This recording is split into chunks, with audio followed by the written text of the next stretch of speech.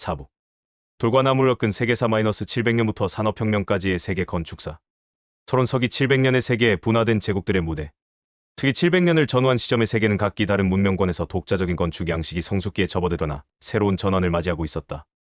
한반도의 통일시라는 삼국을 통합한 안정된 기반 위에서 불교, 건축의 황금기를 구가하고 있었고, 동아시아의 문화적 중심이었던 당나라는 수도 장안의 거대한 도시 계획과 궁궐 건축을 통해 세계 제국의 위용을 과시했다. 한편 서아시아에서는 이슬람 제국이 폭발적으로 팽창하며 정복지의 비잔틴 및 사산조 페르시아 건축 양식을 흡수, 변용하여 새로운 정체성을 모색하고 있었다. 과거 로마 제국의 영광이 쓰러진 유럽은 여러 세력을 분열된 채 훗날 로마네스크 양식으로 이어질 건축적 실험을 이제 막 시작하던 과도기였다. 이처럼 각기 다른 출발선에 서 있던 문명들은 이후 1000년에 걸쳐 때로는 고립된 채 독자적인 길을 걷고, 때로는 예기치 않은 교류를 통해 서로에게 영향을 주며 인류 건축의 장대한 테피스트리를 엮어나갔다. 본 연구는 이러한 1000년의 역사를 비교사적 관점에서 조망하고자 한다. 세계 건축의 프리즘으로 본 한국 건축사라는 틀을 빌려 인류가 당면했던 보편적 과제 안전한 거주, 권력의 표현, 지향의 구현에 대한 각 문명의 건축적 해법이 지닌 보편성과 각기 다른 문화적, 기술적 배경에서 비롯된 해법의 특수성을 탐구하는 것을 분석의 틀로 삼는다. 이 과정을 통해 한반도의 건축이 세계사의 거대한 흐름 속에서 어떻게 상호작용하며 고유한 정체성을 형성해왔는지 체계적으로 규명하는 것을 목표로 한다. 연구의 전체적인 흐름을 일목요연하게 파악할 수 있도록 시대별 주요 건축 발전을 비교한 연표를 아래에 제시한다. 이 연표는 각 지역의 건축사가 동시간대에 어떻게 전개되었는지를 시각적으로 보여줌으로써 본문의 서술을 이해하는 데 유용한 길잡이가 될 것이다. 한자. 지향과 제국의 시대 약 700-1100년. 1점 세계의 중심과 그 주변 당나라와 동아시아. 당나라의 정점 세계 도시 장안과 대명궁. 8세기 동아시아 세계의 중심은 단연 당나라였으며 그 심장은 수도 장안 창간이었다. 장안은 단순한 도시가 아니라 중앙집권적 황제권을 우주적 질서에 따라 구현한 거대한 다이어그램이었다. 도시는 궁성공천, 황성광천, 외곽성와의 구어천의 삼중구조로 엄격하게 구획되었으며 남문에서 황제의 궁궐까지 이어지는 폭 155m의 주작대로 루체다로를 중심으로 좌우 대칭의 완벽한 격자형 도로망을 갖추었다. 이 계획 도시의 원리는 이우바레의 상경성, 일본의 헤이조쿄 등 동아시아 여러 수도의 모델이 되었다. 당나라 궁궐 건축의 규모와 위용을 가장 잘 보여주는 사례는 대명궁 다민궁이다. 기존의 태극궁이 비좁고 저지대에 위치하자 당 고종대에 대대적으로 확장하여 정궁으로 삼았다.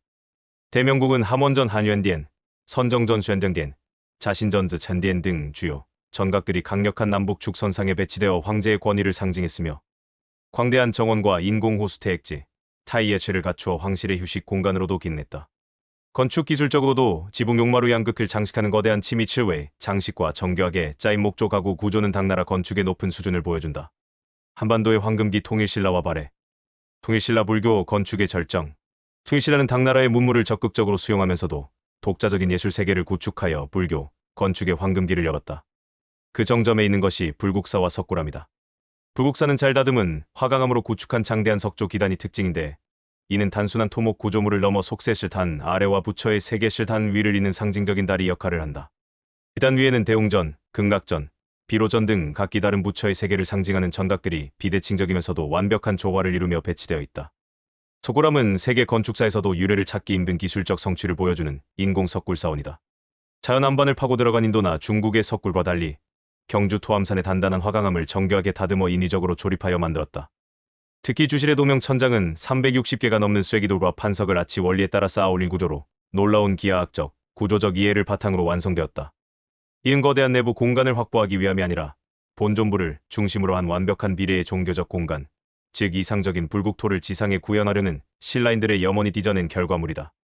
또 경주는 당나라의 영향을 받았지만 기존의 도시 구조를 유지하며 점진적으로 확장하는 독자적인 도시 발전 양상을 보였다. 발해 당나라 양식과 고구려 전통의 융합. 한반도 북부와 만주를 아우른 발해는 고구려 계승을 표방하며 당나라의 선진 문물을 적극적으로 받아들였다. 수호 상경용 천부장 징롱 쐴푸는 당나라 장안성을 거의 그대로 본떠 건설한 계획도시였다. 외성, 황성, 궁성의 삼중 구조와 도시를 남북으로 관통하는 주작대로는 장안성의 도시 구조를 충실히 따랐음을 보여준다. 하지만 상경성은 단순한 모방에 그치지 않았다. 궁궐터 곳곳에서 발견되는 온돌른 도시설은 발해가 고구려의 고유한 주거 문화를 계승했음을 보여주는 명백한 고고학적 증거이다. 이는 당나라의 국제적인 도시 계획 모델 위에 고구려의 전통적인 생활 기술을 융합시킨 발해 문화의 복합적인 성격을 잘 보여주는 사례라 할 수 있다. 이점 새로운 세계의 부상, 초기 이슬람 건축. 우마이야 왕조 750년까지 정복지의 건축 언어 차용. 630년대 이후 폭발적으로 팽창한 이슬람 제국은 초기 단계에서 정복지였던 비잔틴 제국과 사산조 페르시아의 발달된 건축 기술과 양식을 적극적으로 차용하여 자신들의 새로운 종교적, 정치적 이념을 표현했다. 예루살렘의 바위의 돔 오브 더 록 691년은 이러한 특징을 가장 잘 보여주는 건축물이다. 이곳은 일반적인 예배 공간인 모스크가 아니라 예언자 무함마드가 승천했다고 전해진 성스러운 바위를 감싸기 위한 기념물 슈렌이다.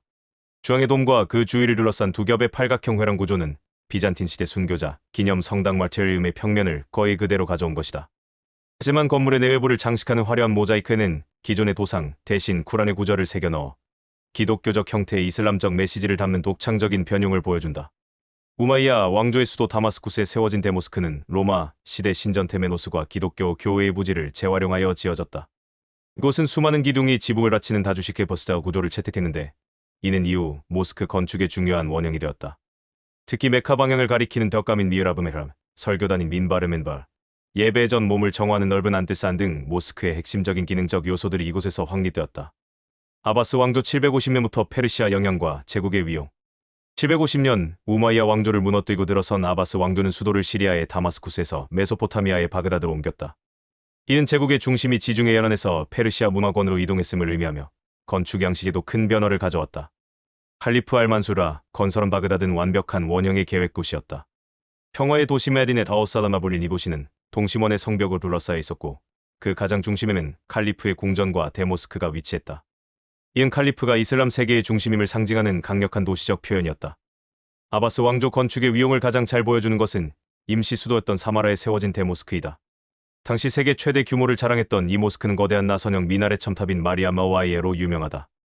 높이 50m가 넘는 이 독특한 형태의 미나렛은 시리아 비잔틴 양식에서 벗어나 메소포타미아의 지구라트 전통을 연상시키며 아바스 제국의 막강한 힘을 과시하는 상징물이었다. 제세장 새로운 유럽의 형성 카롤린거, 르네상스와 로마네스크의 서마, 샤를마뉴의 로마 제국의 부흥. 서로마 제국 멸망 이후 혼란기를 거치던 서유럽은 8세기 말 프랑크 왕국의 샤를마뉴 대제에 의해 잠시 안정을 되찾는다. 그는 로마 제국의 부흥 레노베이시어 임페리 로마노럼을 기치로 내걸고 자신의 새로운 제국에 걸맞은 정치적, 문화적 권위를 확립하고자 했다. 건축은 이러한 이념을 시각적으로 구현하는 가장 중요한 수단이었으며 그는 고대 로마와 당시 동로마 제국 비잔틴의 건축 양식을 의식적으로 부활시키려 했다. 그 중심에는 수도 아엔에 세워진 궁정 예배당 팔라틴 체퍼, 약 805년 완공이 있다. 이 예배당은 이탈리아 라벤나에 있는 비잔틴 양식의 산 비탈레 성당 센 베체를 직접적인 모델로 삼았다. 중앙 집중적인 팔각형 평면, 2층의 회랑 갤러리, 거대한 아치 구조 등은 산 비탈레의 영향을 명백히 보여준다. 하지만 아헨의 예배당은 비잔틴 건축의 경쾌함 대신 육중한 석조 기둥 피열과 명확한 기하학적 구성을 통해 훨씬 강력하고 권위적인 공간감을 창출했다. 특히 내부 공간은 팔각형, 외부 회랑은 십육각형으로 구성하여 구조적 안정성을 높이는 동시에 서유럽 특유의 수직성을 강조하려는 경향을 보여준다. 긴 비잔틴 양식을 차용하되 이를 프랑크족의 미감과 기술력으로 재해석한 독창적인 결과물이었다. 초기 수도원과 로마네스크의 기반. 이 시기 유럽 건축의 또 다른 축은 수도원이었다. 성갈렌 수도원 계획도 플랜 of Saint Gallen 당시 이상적인 수도원의 모습을 보여주는 청사진으로 교회, 숙소, 작업장, 병원 등 수도원 공동체에 필요한 모든 시설을 기능적으로 배치한 복합 단지의 개념을 제시했다. 또한 화재에 취약한 목조 지붕을 대체하기 위해 교회의 지하 재단 크랩과 같은 작은 공간에서 석조 볼트 버웃 구조를 실험하기 시작했는데 이은 다음 시대인 로마네스크 건축의 본격적인 발전을 예비하는 중요한 기술적 시도였다. 제장 1000년기 건축 기술과 사상의 종합, 세계의 돔, 세계의 세계관. 8세기 중후반 동아시아와 서유럽, 그리고 이슬람 세계에서는 각 문명의 정수를 담은 세계의 상징적인 돔 건축물이 거의 동시대에 존재했다. 통일신라의 석굴암, 카롤린거 제국의 아엔 궁정 예배당, 우마야 왕조의 바위의 돔은 모두 신성하거나 권위 있는 중심 공간을 덮기 위해 돔이라는 보편적인 건축 형태를 사용했지만 그 기술적 해법과 공간이 담고 있는 세계관은 근본적으로 달랐다. 첫째, 석굴암의 돔은 조각적 이상을 구현하기 위한 기술이었다. 신라인들의 목표는 거대한 내부 공간을 만든 것이 아니라 본존부를 위한 완벽하고 이상적인 배경을 창조하는 것이었다. 화강암을 쐐기 모양으로 정교하게 깎아 쌓아올린 돔은 진정한 의미의 방사형 아치 구조라기보다는 하중을 아래로만 전달하는 정교한 코벨-컬벨 구조에 가깝다.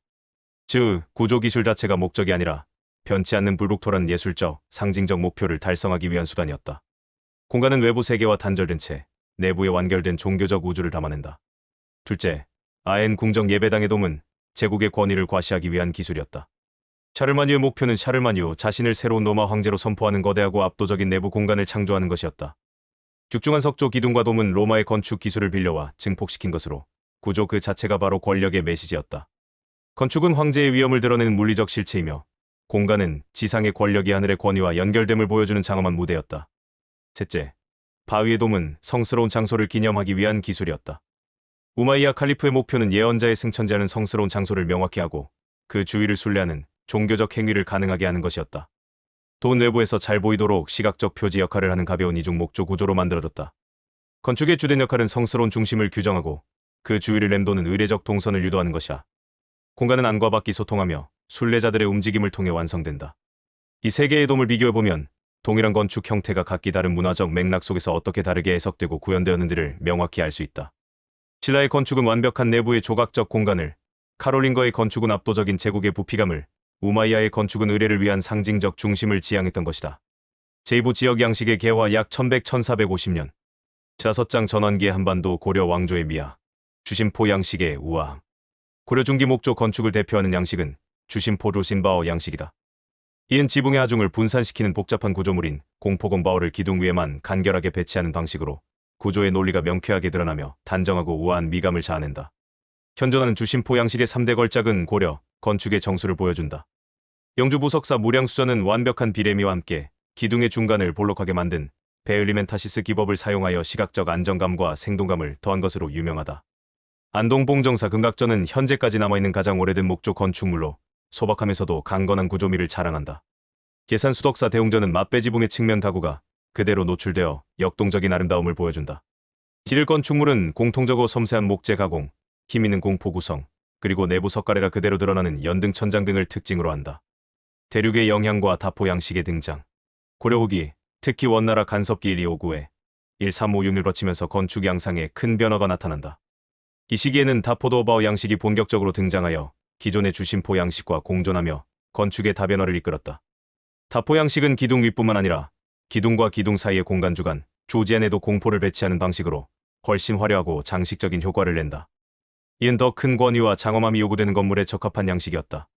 다포 양식의 등장은 당시 고려가 송, 요, 금, 그리고 특히 원나라와 맺었던 복잡한 국제 관계 속에서 이해해야 한다. 원나라의 직접적인 영향뿐만 아니라 그 이전부터 남송이나 금나라와의 교류를 통해 새로운 건축 기술이 유입되었을 가능성도 제기된다. 이은 고려가 동아시아의 건축 기술 교류망 속에서 능동적으로 새로운 양식을 수용하고 발전시켰음을 시사한다.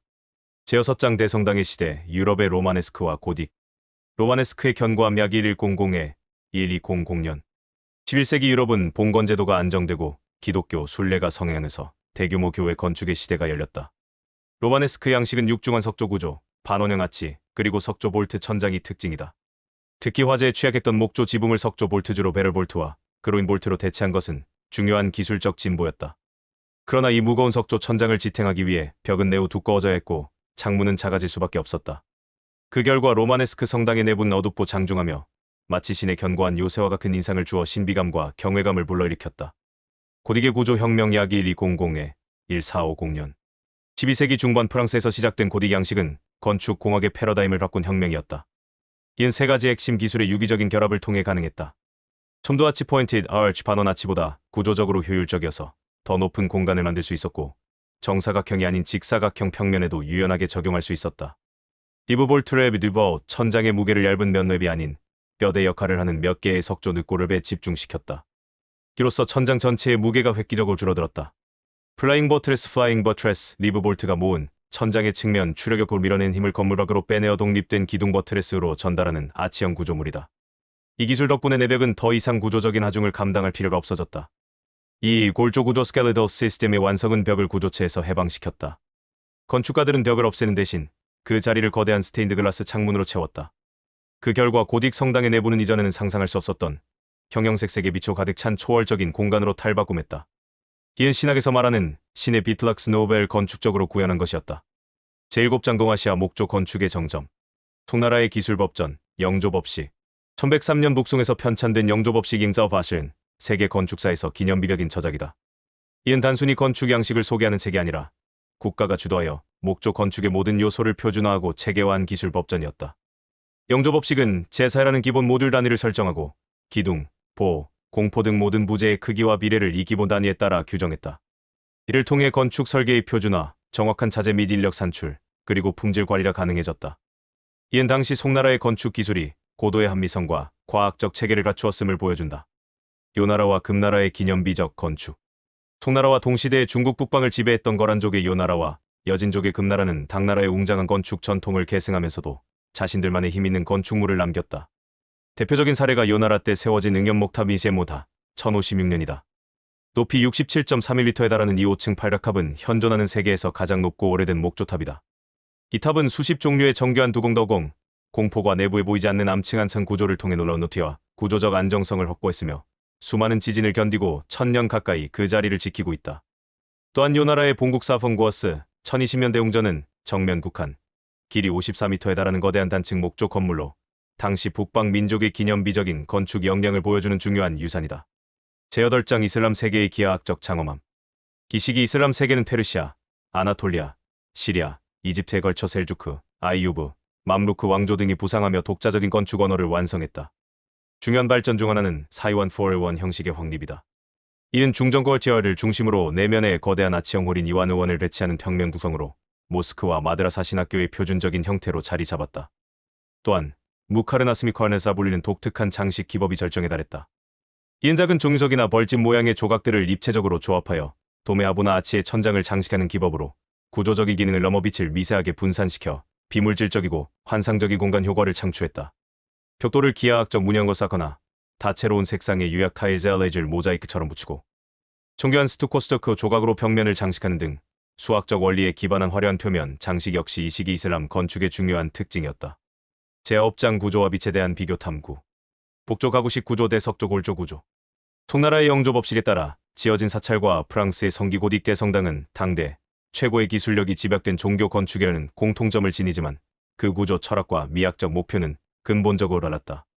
첫째, 중국의 목조 가구식 모자어제 아가오실 구조는 조립과 모듈의 논리를 따른다. 건물은 기둥과 보로 구획된 칸제인이라는 표준화된 단위, 공간의 집합으로 구성된다. 지붕의 하중을 전달하는 두공공포 역시 규격화된 부품들의 정교한 조립체이다. 벽은 구조와 무관한 칸막이 스크린 역할을 할 뿐이다. 이러한 시스템의 미학은 구조체의 명쾌하고 합리적인 짜임을 숨기지 않고 드러내는 데 있으며 공간은 수평적으로 확장되는 안정감과 질서를 강조한다. 둘째, 고딕의 석조 골조 실자어 구조는 김의 평형이라는 동역학적 논리를 따른다. 리브 볼트, 다발 기둥, 플라잉 버트레스는 하나의 유기적인 뼈대를 이루며 힘의 흐름을 제어한다. 이 시스템의 미학적 목표는 육중한 돌의 물질성을 최소화하고 벽을 해체하여 빛으로 가득 찬 수직적 공간을 창조하는 것이다. 구조는 상승감을 표현하는 선으로 통합되거나 시각적으로 사라지며 공간은 지상을 벗어나 하늘로 솟아오르는 초월적 경험을 지향한다. 결론적으로 중국 건축은 유연한 목재를 사용하여 조립과 모듈의 합리성을 통해 지상에서의 장엄함을 구현했다. 반면 고딕 건축은 압축력에 강한 석재를 사용하여 힘과 균형의 논리를 통해 하늘을 향한 열망을 표현했다. 이처럼 재료의 선택과 구조에 대한 철학의 차이가 전혀 다른 공간적, 정신적 경험을 낳은 것이다. 제3부 근대 초기의 세계의 지구적 제국과 새로운 이념, 약 1450-1800년. 제1장 조선 왕조, 유교 국가의 건설. 시와 이념의 건축적 구현. 고려의 불교적이고 귀족적인 문화를 계승하면서도 조선은 새로운 국가 이념인 성리학 신유학을 건축에 적극적으로 반영했다.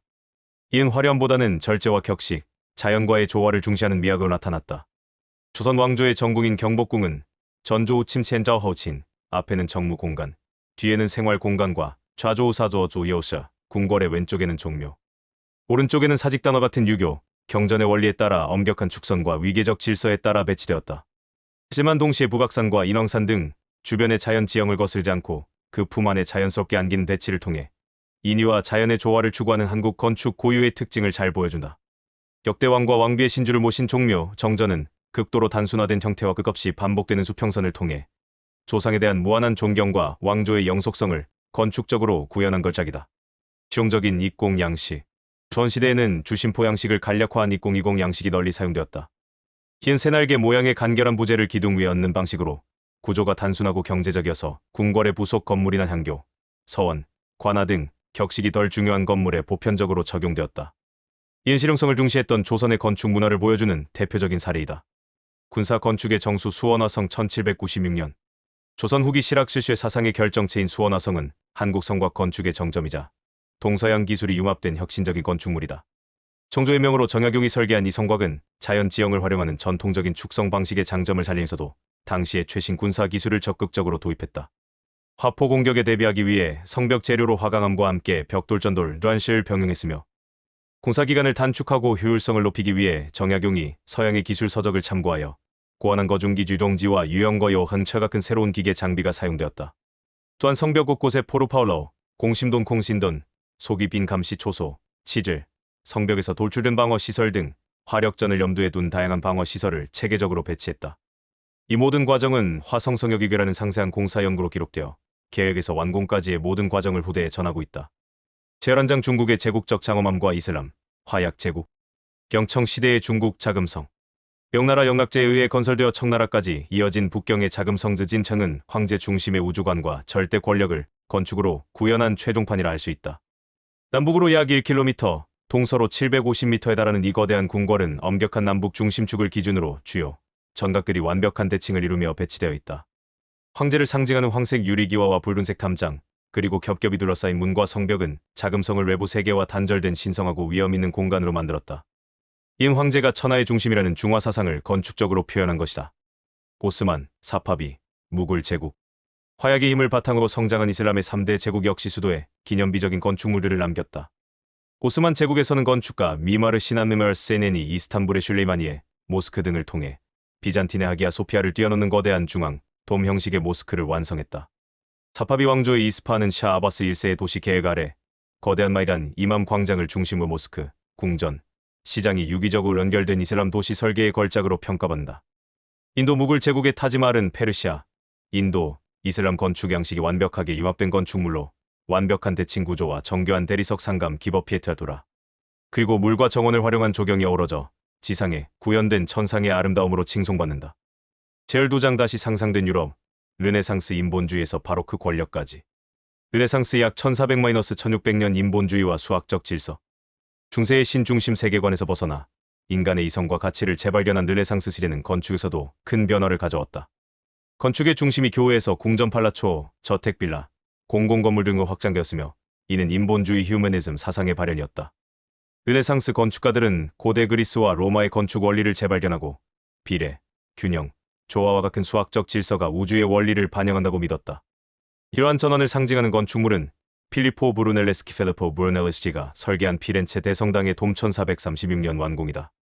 그는 당시 기술로는 불가능하다고 여겼던 직경 45m의 거대한 돔을 지지대 없이 쌓아올리는 이중 웨피드 버셔 구조, 벽돌을 물고기 뼈 모양으로 쌓는 헤링본 패턴, 그리고 독자적으로 개발한 기중기 등을 통해 완성했다. 이은 건축가가 단순한 장인이 아니라 과학적 지식과 창의력을 갖춘 발명가이자 지식인으로 부상했음을 알리는 신호탄이었다. 바로크, 로코코, 그리고 신고전주의 약 1600-1800년. 르네상스의 정적이고 이성적인 질서는 17세기에 들어서면서 역동적이고 감성적인 바로크 양식으로 대체되었다. 바로크 건축은 종교개혁에 맞선 가톨릭 교회의 권위와 절대군주의 막강한 힘을 과시하기 위한 수단이었다. 불결치는 곡선, 거대한 규모, 그리고 회화, 조각, 건축이 하나로 어우러져 압도적인 연극적 효과를 창출하는 것이 특징이다. 프랑스 루이 14세의 베르사유 궁전은 절대왕정이라는 정치체제를 상연하기 위해 만들어진 거대한 무대로서 바로크 양식의 정점을 보여준다. 18세기에는 바로크의 장엄함이 보다 경쾌하고 화려한 실내 장식 중심의 로코코 양식으로 발전했다. 비대칭적인 곡선과 자연물 조개 껍데기, 덩굴 등을 모티프로 한 섬세한 장식이 특징이다. 이에 대한 반동으로 폼페이 유적 발굴 등에 힘입어 다시 고대 그리스 로마에 장중하고 이성적인 미를 추구하는 신고전주의 니오클래시시즘과 등장하여 18세기 후반 유럽 건축을 주도하게 된다. 제열세장 지구적 건축 대화의 서막, 화약 시대의 성곽 설계에 대한 비교 탐구. 15세기 이후 화포 기술의 발전은 전 세계적으로 성곽의 개념을 근본적으로 바꾸어 놓았다.